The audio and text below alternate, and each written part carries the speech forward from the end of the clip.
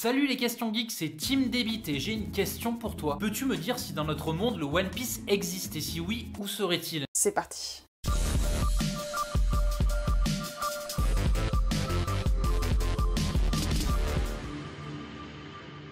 Bon, j'en suis sûre, beaucoup d'entre vous sont déjà en train de se dire « Quoi, un One Piece dans notre monde ?» Mais elle est folle. Eh bien, pas complètement, juste un tout petit peu. Alors en fait, l'auteur s'est inspiré de vrais pirates pour créer ses personnages. Pour Goldie Roger, le propriétaire du One Piece, eh bien l'auteur se serait inspiré en fait d'un vrai pirate français, Olivier Levasseur, dit Labuse. Tout d'abord, Labuse s'est fait exécuter comme le pirate de One Piece, et vous allez voir, c'est pas la seule similitude. Et ouais, juste avant de mourir, en fait, le pirate français Labuse a lancé dans la foule un cryptogramme en s'écriant « Mon trésor, à qui sera le prendre ?» Et ça vous rappelle pas quelque chose? Et oui, dans le manga, les mots du propriétaire du One Piece sont presque les mêmes. Mon trésor, si vous y tenez, vous n'avez qu'à le prendre, mais il vous faudra d'abord le chercher car je l'ai caché quelque part dans ce vaste monde. Ok, vous allez me dire, c'est pas exactement les mêmes mots, mais franchement, le sens est le même. Et en plus, quelques années avant de se faire capturer, Labuse avait fait une prise gigantesque en pillant le bateau La Vierge du Cap, avec à son bord un trésor colossal, le plus grand du monde, chiffré aujourd'hui à plusieurs millions de dollars. Moi je dirais, je sais pas vous, mais que ouais, on a une sorte de One Piece sur Terre, mais la question qu'on se pose aujourd'hui c'est,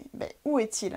Pour trouver le trésor, il faut commencer par la base, c'est-à-dire décrypter le cryptogramme de Labuse, et celui-ci a été retrouvé sur l'île Mahé aux Seychelles. Le message que Labuse nous a laissé a heureusement été aujourd'hui décodé par des spécialistes, mais vous allez voir, c'est pas toujours très clair. Bon, certains spécialistes se sont demandé si en fait il n'y avait pas une seconde lecture de ce cryptogramme, c'est-à-dire que le texte n'a en fait aucun intérêt. En fait, les chercheurs de trésors ont remarqué qu'il y avait d'étranges points sur la carte. Et en ne gardant que ces derniers, ils se sont demandé si en les reliant, un indice ne serait pas caché. Et certains ont trouvé ça, une sorte de carte avec des traits ressemblant à des lignes de niveau. Ainsi, en fait, beaucoup ont cherché alors des cartes de l'époque pour trouver une correspondance. Et l'une d'elles pourrait correspondre. La carte en question, c'est celle de la ravine à Malheur, qui est une ravine qui se trouve sur l'île Bourbon, qui est aujourd'hui l'île de la Réunion. Et là où l'hypothèse est intéressante, c'est que c'est un lieu de mouillage connu des pirates, et Labuse serait venu de nombreuses fois, notamment pour réparer son bateau. Il y a aussi un autre fait intriguant. Dans cette même ravine, une pierre étrange aurait été trouvée. C'est un réunionnais qui s'appelait Bibic qui est à l'origine de cette découverte. Il s'est rendu compte qu'il y avait un lien entre le cryptogramme et la pierre exposée aujourd'hui dans le hall de la mairie de la Possession, mais qui avant était dans la ravine. En fait, dans le texte, 3 A sont écrits étrangement. Ils sont pointus, contrairement aux autres carrés. De plus, il trouve que ces A sont de même facture que ceux qui sont sur la pierre. L'homme relie les A de la carte et se persuade que le trésor se trouve au niveau de la bissectrice. Pourquoi la bissectrice ?